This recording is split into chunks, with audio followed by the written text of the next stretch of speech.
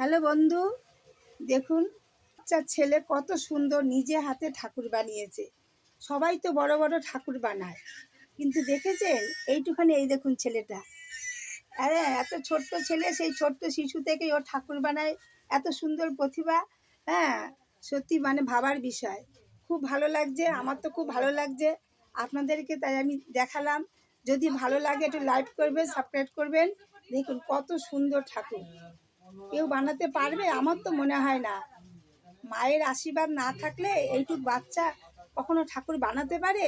শুধু এই মনসা মাই না, যত ঠাকুর হয়, কালী পুজো, লক্ষ্মী পুজো, সব সব কিছু নিজে হাতে বানিয়ে এবং নিজে পুজো করে ভক্তি করে।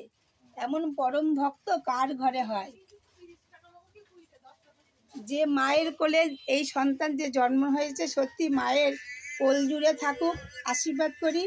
ও যেন ভালো লেখাপড়া শিখে বড় হোক। ওকে মা তুমি আশীর্বাদ করো, আপনারাও সবাই আশীর্বাদ করবেন। দেখুন ছবিটা দেখালাম, খুব সুন্দর ঠাকুর। ভালো লাগলে বলবেন।